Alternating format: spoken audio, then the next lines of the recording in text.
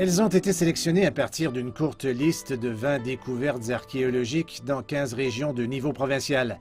Un jury a examiné chaque candidature en profondeur, visionnant les présentations et posant des questions avant de procéder à son évaluation. Le top 10 comprend des sites antiques où l'activité humaine était présente, ainsi que des tombes dans différents endroits du pays. Certains d'entre eux peuvent remonter à des milliers d'années.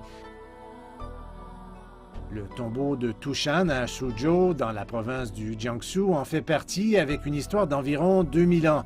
D'une hauteur de 16 mètres et d'un diamètre de près de 100 mètres au fond, ce tertre est la tombe d'un roi vassal de la dynastie des Han de l'Est. Il a été bien conservé jusqu'à présent. 2 corps ont été enterrés dans un cercueil en pierre. Sur la base des premières recherches, les scientifiques pensent qu'il s'agissait peut-être de Liu Ying, roi de Chu sous la dynastie des Han de l'Est et de sa reine. On pense que la découverte d'un roi vassal est d'une grande importance académique pour l'archéologie des mausolées en Chine et les études sur l'évolution des anciennes tombes chinoises. Cette fouille peut nous aider à étudier le système funéraire des rois vassaux de la dynastie des Han, ainsi que la culture funéraire de l'époque. Ces reliques déterrées créent également de nombreuses nouvelles questions concernant l'étude des productions sociales, des économies artisanales, ainsi que de la science et de la technologie à l'époque. Ce sont des découvertes très importantes.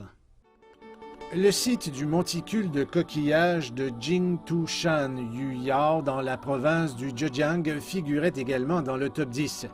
Datant de 8000 ans, c'est l'un des plus grands et des plus anciens monticules de coquillages préhistoriques jamais excavés en Chine. Il offre une aide aux scientifiques qui étudient les changements environnementaux dans les zones côtières.